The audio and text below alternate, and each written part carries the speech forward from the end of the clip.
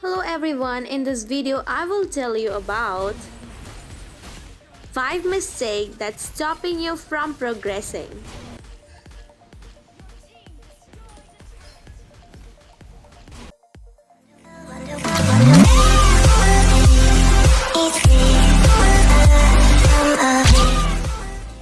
Fighter or sideliners.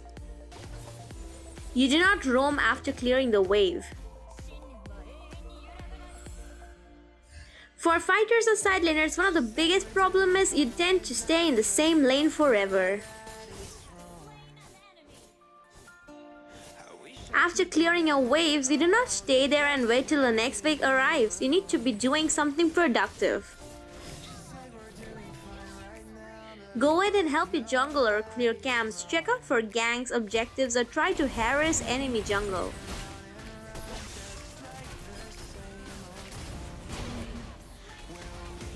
However, in many cases, fighters take too long to clear waves, enemy pressuring to be the case, and the second wave arrives by the time you clear first. In such cases, you have to go ahead and take the initiative to pressure the enemies instead. Do not get succumbed by enemy space. To do this, the simplest method is cut enemies' lanes, intercept the waves behind them, pincer them into their turret with help of allies. Let me explain why cutting is very effective. In case of a normal wave clear, you end up with two options. You can either go back behind your tower or go through the river to gank or rotate. However, if you decide to cut the enemy lane, you can now infiltrate the jungle, rotate to mid from the side of the jungle, or just wait and camp for the enemy while the lane minions come back. Now the enemy cannot just carelessly roam around the map, as they will have to be aware of the hidden you, whether you be there or not. This will exert a lot of pressure on the enemies, forcing them to make unwanted moves.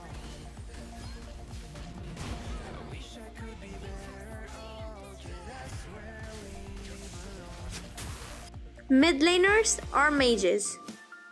You force yourself to roam when you shouldn't. For mid mages, in every guide and video you see the phrase "you need to roam and gank all the time."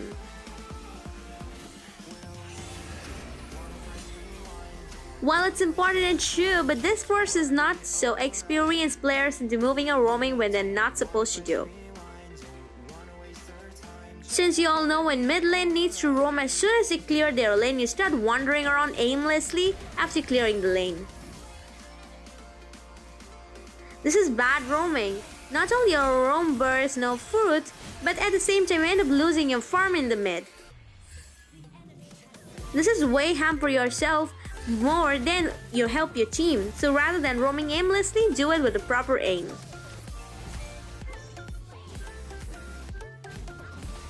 Here is another example of bad roam. You just follow your tank to top, hoping to defend the tower. You forget that the mid minions are stacking and the tower is already protected by the enemy shield, so two mages cannot really take it down. Then wait up in the bush only to realize mid is being pushed, so you start heading back, only to get caught midway from the enemy who is coming back to mid. Overall, you get nothing, but lost your farm and health.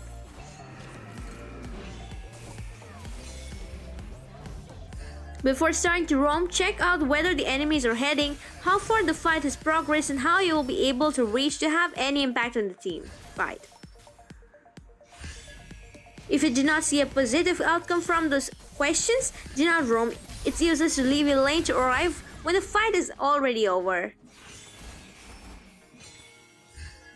Not only you have to go back to mid, but the chances of you getting ganked midway increases a lot. Marksmen. Know the difference between good and bad aggression. As we all know, marksmen aren't that good without any items, so they have to be aggressive in order to get farmed up faster. But while trying to be aggressive, marksmen forget the difference between good aggression and bad aggression. They go ahead too much, totally forgetting their positioning, and get caught in the way. While being aggressive is necessary, it's more important to know about the enemy and not going out of position. This is an example of bad aggression. Just because I got 2 early kills, I decided to stay and farm when even both of us were very low. Just because it works doesn't mean it was a good decision. It could have been disastrous if the enemy actually ganked in a group. Here is another such example. Even though I'm fed a lot, I decide to go off position and even proceed to stay after getting the kills.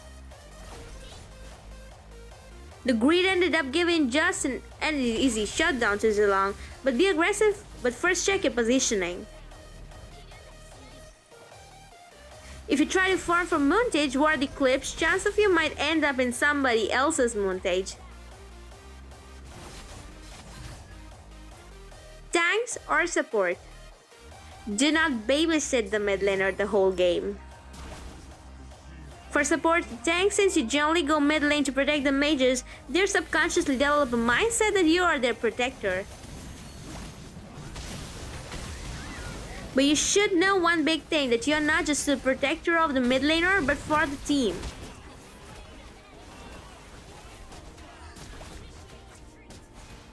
Every tank or support have certain skills that enables him to sound the horn of the battle, aka initiate the fight.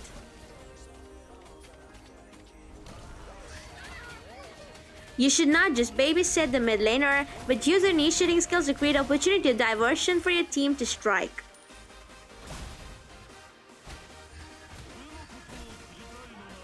This by no means means you should just charge blindly into enemy and then call it like initiating. If you use your own brain to create chances.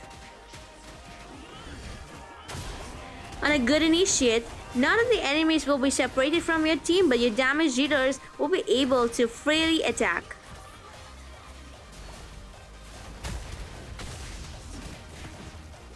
If the positioning of your damage dealers will be bad, no matter how hard you try, you won't be able to save them.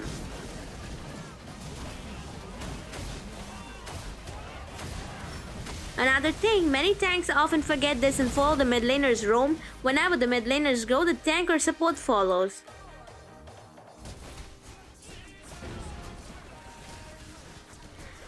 This prevents any surprise ganks of the mid laner while he is roaming, but this also limits the tank to the mid laner's vision.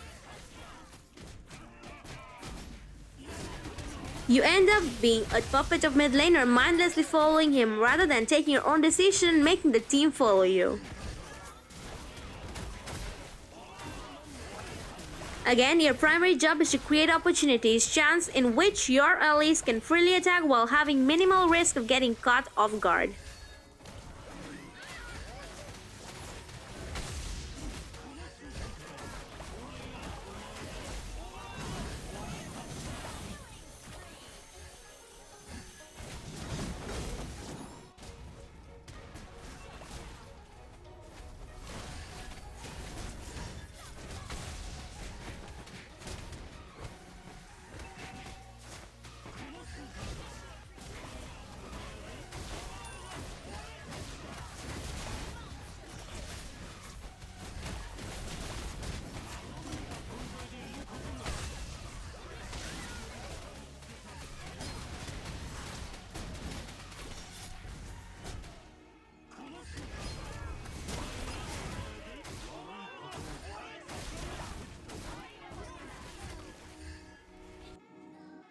Junglers. Focus on camps before ganking lanes. Lastly, the jungler. As a mid laner, this role also focuses the player to gank every time, no matter what. While ganking, the main thing to note is what are the outcome from the gank you're going to do. If you leave your camps and go to lane to gank and fail, not only you miss your camps but also have a high chance of getting your camp stolen. In high elo invading is very common. The enemy even keep track of your time or camp refresh. This gets very troublesome. Remember, when a good thing goes wrong for you, it's good right to the enemy, and things going right for the enemy are far more dangerous. Here is an example of prioritizing camps before ganks.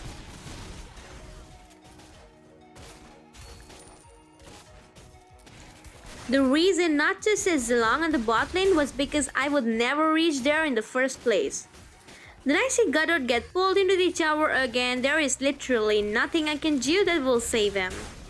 So I proceed to take Turtle, the enemy having killed the person and Madeon having millions of 100% make an attempt to push the tower. Which again, I'm Grandeur, I cannot 1 versus 3 to protect the tower, so I do what can actually help the team. The enemy recall and tower was saved, which was lucky, but if I had went to save tower, I would have wasted the free turtle which I got. So when jungling, specifically in solo queue, where there is barely any comms, make sure to take your camps first. However, don't just ignore a very easy chance or when enemy is tower diving. In that case, it's better to actually keep the camp for later. So guys, that was all from this video. Those who were some common mistakes you do without yourself noticing. Thanks for watching.